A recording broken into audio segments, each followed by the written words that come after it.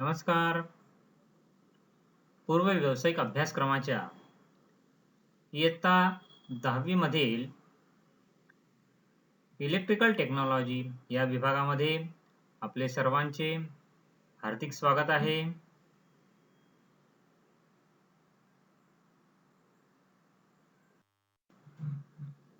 विद्यार्थी मित्रांनो, आज या ठिकाणी आपण ज्या प्रात्यक्षिकाचा अभ्यास करणार आहोत ते आहे सिंगल फेज ट्रान्सफॉर्मरचा अभ्यास करणे.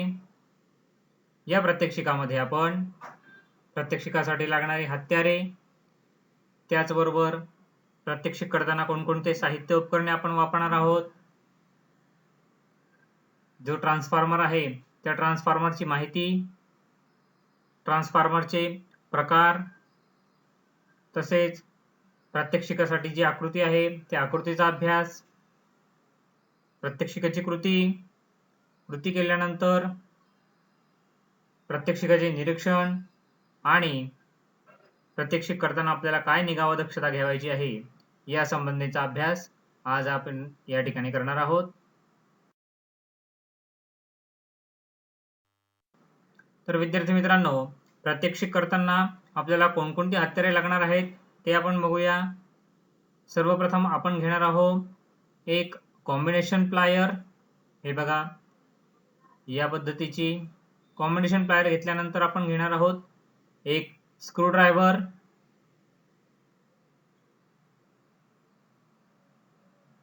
नंतर घेणार आहोत आपण निऑन टेस्टर. विजेच्या प्रवाहाचं अस्तित्व तपासण्यासाठी या निऑन टेस्टरचा आपण उपयोग करतो. त्याचबरोबर वायर स्ट्रिपर, वायरवरील जे पीव्हीसीचं आवरण आहे ते आवरण काढण्यासाठी या वायर स्ट्रिपरचा आपण उपयोग करतो. विद्यार्थी मित्रांनो, ही हत्यारे आपण या प्रात्यक्षिक करत असताना वापरणार आहोत: combination plier, screwdriver, neon tester आणि वायर स्ट्रिपर. या प्रात्यक्षिकासाठी कोणकोणते साहित्य आणि उपकरणे आपण घेणार आहोत, तर या ठिकाणी घेणार आहोत आपण एक single phase transformer 230 by 12 volt. या पद्धतीचा आकृती बघू शकतो आपण. या पद्धतीचा एक ट्रान्सफॉर्मर आपण घेणार आहोत 230 बाय 12 व्होल्ट.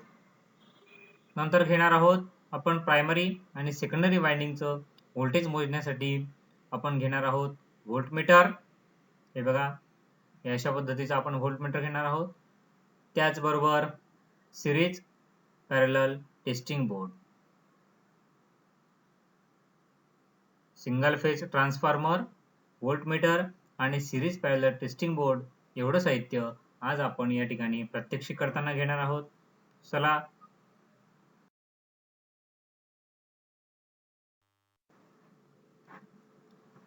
तर मग आज या ठिकाणी बघू आपण ट्रान्सफॉर्मरची बेसिक माहिती बघणार आहोत. विद्यार्थी मित्रांनो, हे बघा, आकृतीत दाखवल्याप्रमाणे आपण हा ट्रान्सफॉर्मर असतो. आता हा जो ट्रान्सफॉर्मर आहे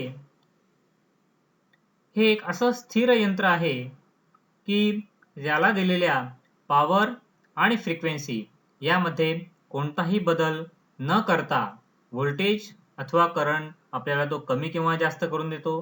परत बघूया, ट्रान्सफॉर्मर हे एक असं स्थिर यंत्र आहे की त्याला दिलेल्या पॉवर आणि फ्रिक्वेन्सी यामध्ये कोणताही बदल न करता तो आपल्याला व्होल्टेज किंवा करंट कमी किंवा जास्त करून देतो.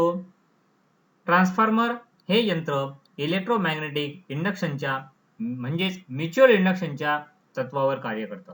ट्रान्सफॉर्मर हे यंत्र इलेक्ट्रोमॅग्नेटिक इंडक्शनच्या म्युच्युअल इंडक्शन या तत्वानुसार कार्य करत असतं.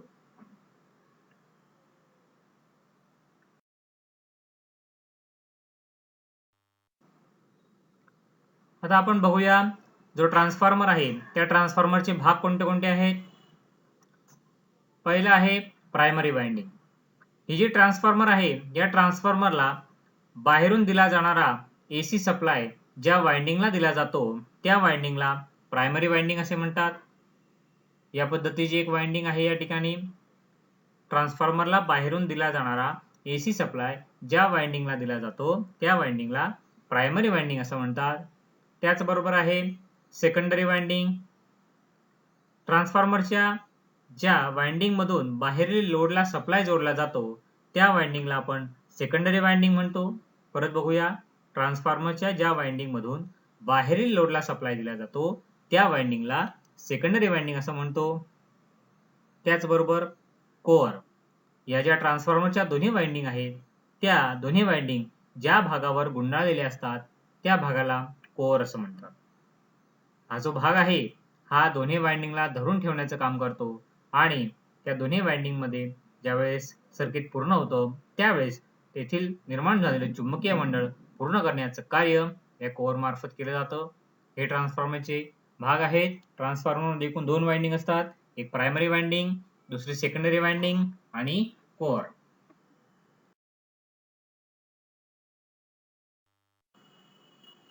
विद्यार्थी मित्रांनो, आता आपण ट्रान्सफॉर्मरचे जे बेसिक प्रकार आहेत, जे प्रमुख प्रकार आहेत ते बघूया. ट्रान्सफॉर्मरचे व्होल्टेजवरून एकूण 2 प्रकार पडतात. पहिला आहे स्टेप अप ट्रान्सफॉर्मर आणि दुसरा आहे स्टेप डाऊन ट्रान्सफॉर्मर. यामध्ये स्टेप अप ट्रान्सफॉर्मर म्हणजे त्याला दिलेल्या प्रायमरी व्होल्टेजपेक्षा सेकंडरी वाइंडिंगचं व्होल्टेज हे जास्त असतं. स्टेप डाऊन ट्रान्सफॉर्मर म्हणजे या ट्रान्सफॉर्मरला दिलेल्या प्रायमरी वाइंडिंगच्या व्होल्टेजपेक्षा सेकंडरी वाइंडिंगचं व्होल्टेज हे कमी असतं. पुढचं आहे फेज वरून पडणारे प्रकार, सिंगल फेज ट्रान्सफॉर्मर आणि 3 फेज ट्रान्सफॉर्मर. यामध्ये जो सिंगल फेज ट्रान्सफॉर्मर आहे तो 230 व्होल्ट सिंगल फेज वरती कार्य करतो. 3 फेज ट्रान्सफॉर्मर हा 440 व्होल्ट 3 फेज वरती कार्य करतो. नंतर वापरावरून 2 प्रकार पडतात. एक आहे पॉवर ट्रान्सफॉर्मर, दुसरा आहे डिस्ट्रीब्युशन ट्रान्सफॉर्मर. ट्रान्सफॉर्मरची जी कोअर आहे त्या कोअर वरून एकूण 3 प्रकार पडतात. पहिला आहे कोअर टाइप ट्रान्सफॉर्मर, दुसरा आहे शेल टाइप ट्रान्सफॉर्मर आणि तिसरा आहे बेरी टाइप ट्रान्सफॉर्मर. कोअर वरून एकूण 3 प्रकार पडतात, core type transformer, shell type transformer आणि बेरी टाइप ट्रान्सफॉर्मर. त्याचबरोबर एक ड्राय टाइप ट्रान्सफॉर्मर हा एक प्रामुख्याने प्रकार आहे. तसंच ऑटो ट्रान्सफॉर्मर हा देखील एक ट्रान्सफॉर्मरचा प्रकार आहे आणि इन्स्ट्रुमेंट ट्रान्सफॉर्मर हा एक प्रकार आहे. त्या इन्स्ट्रुमेंट ट्रान्सफॉर्मर मध्ये एकूण 2 उपप्रकार आहेत. पहिला आहे करंट ट्रान्सफॉर्मर, दुसरा आहे पोटेन्शियल ट्रान्सफॉर्मर. हे आपण ट्रान्सफॉर्मरचे प्रामुख्याने प्रकार बघितले. व्होल्टेज वरून 2 प्रकार, step up step down. Phase वरून 2 प्रकार, सिंगल फेज 3 फेज. वापरावरून 2 प्रकार, power transformer, distribution transformer. Core वरून 3 प्रकार, कोअर टाइप, शेल टाइप, बेरे टाइप. त्यानंतर dry type transformer, auto transformer आणि इन्स्ट्रुमेंट ट्रान्सफॉर्मरचे 2 उपप्रकार, करंट ट्रान्सफॉर्मर आणि पोटेन्शियल ट्रान्सफॉर्मर. हे आहेत ट्रान्सफॉर्मरचे प्रकार.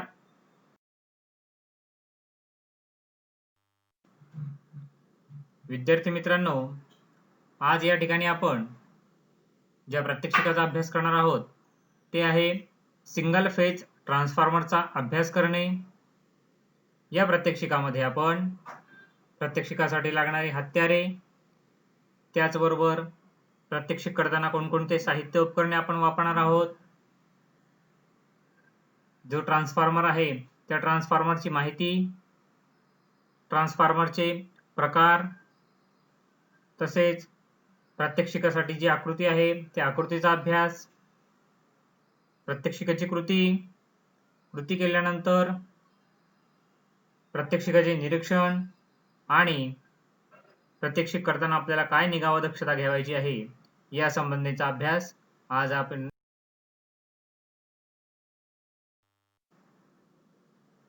ही एक दुसरी आकृती आहे, तिचा आपण अभ्यास करणार आहोत.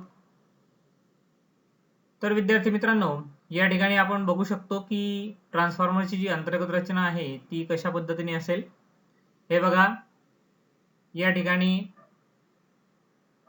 क्रमांक दिलेले आहेत. पहिल्या क्रमांकावर आहे 230 व्होल्टेज एसी सप्लाय, जो मेन स्विच आहे 1 नंबरला. त्या ठिकाणाहून हा जो ट्रान्सफॉर्मर आहे त्या ट्रान्सफॉर्मरला आपण 230 व्होल्ट एसी सप्लाय जोडत आहोत. 2 नंबरला आहे प्रायमरी वाइंडिंग. हे बघा, या ठिकाणी आकृतीमध्ये ब्लू कलरची वाइंडिंग दिसते आहे, ती आहे प्रायमरी वाइंडिंग, की ज्या वाइंडिंगला आपण सप्लाय दिला जातो. त्यानंतर 3 नंबरला आहे सेकंडरी वाइंडिंग, की ज्या वाइंडिंग मार्फत सप्लाय बाहेर निघतो आणि तो लोडला जोडला जातो. 4 नंबरला आहे चुंबकीय रेषा. प्रायमरी वाइंडिंगला सप्लाय दिल्यानंतर त्या ठिकाणी जे चुंबकत्व निर्माण होतं आणि ते कोअरमधून व्हायला सुरुवात होती, त्या ज्या चुंबकीय रेषा आहेत त्या चुंबकीय रेषा या पद्धतीने अशा पद्धतीने त्या कोअरमधून वाहतात. नंतर 5 नंबरला आहे लोड. आपण सेकंडरी वाइंडिंगला लोड जोडलेला आहे. या पद्धतीची अंतर्गत रचना या ट्रान्सफॉर्मरची असते.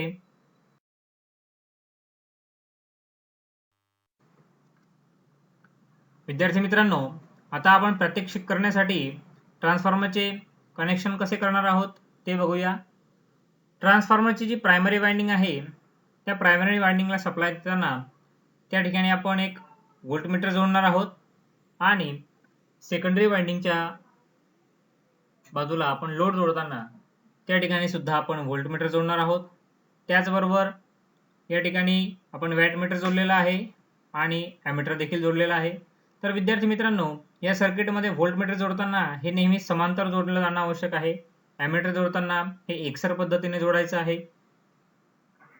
त्याचबरोबर वॅटमीटर देखील आपल्याला या ठिकाणी जोडायचं आहे. आणि आता हा जो ट्रान्सफॉर्मरचं कनेक्शन केल्यानंतर आता आपण बघूया पुढे.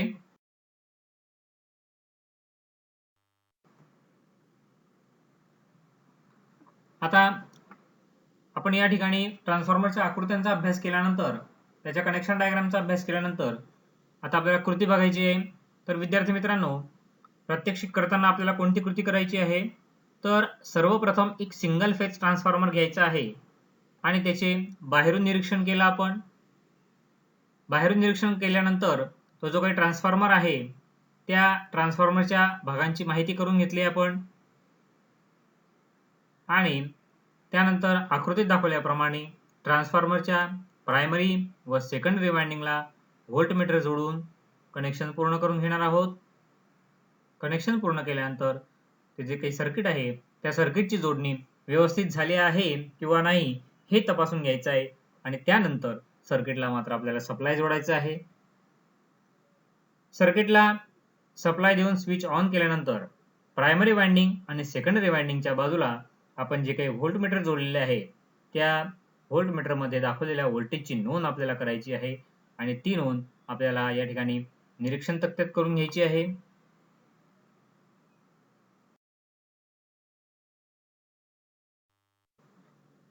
आता आपण बघूया निरीक्षण तक्ता. तर विद्यार्थी मित्रांनो, या पद्धतीने आपल्याला एक निरीक्षण तक्ता घ्यायचा आहे. त्यामध्ये अनुक्रमांक, नंतर प्रायमरी वाइंडिंगला जे आपण व्होल्टमीटर जोडलेलं आहे त्या व्होल्टमीटरची रिडिंगची नोंद घ्यायची आहे V1 मध्ये. सेकंडरी वाइंडिंगच्या ठिकाणी जे व्होल्टमीटर जोडलेलं आहे त्या व्होल्टमीटरने जी रिडिंग दाखवलं त्याची नोंद घ्यायची आहे आपल्याला V2 या ठिकाणी. या दोघं नोंद घेतल्यानंतर आपण बघूया विद्यार्थी मित्रांनो की हा जो सिंगल फेज ट्रान्सफॉर्मर आहे हा ठराविक वाइंडिंगचा बनलेला असल्यामुळे याच्या आउटपुटची जी वाइंडिंग आहे सेकंडरी वाइंडिंग, त्या सेकंडरी वाइंडिंगला मिळणारे जे व्होल्टेज असतं ते फिक्स असतं.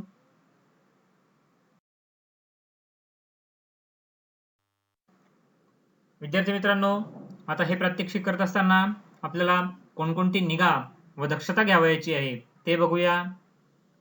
सिंगल फेज ट्रान्सफॉर्मर जो आहे तो हाताळताना ट्रान्सफॉर्मरला इजा होणार नाही हे आपल्याला बघायचं आहे.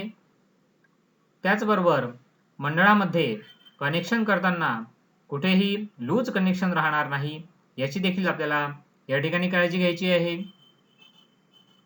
तसेच रिडिंगची नोंद घेताना व्होल्टमीटर जे जोडलेले आहेत त्या ठिकाणी दाखवलेल्या रिडिंगची नोंद घेताना ती आपल्याला मात्र अचूक घ्यायची आहे. तसंच त्याची जी नोंद आहे ती निरीक्षण तक्त्यात करायची आहे.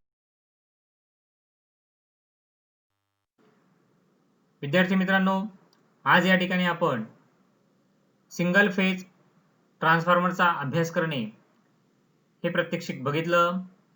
नमस्कार.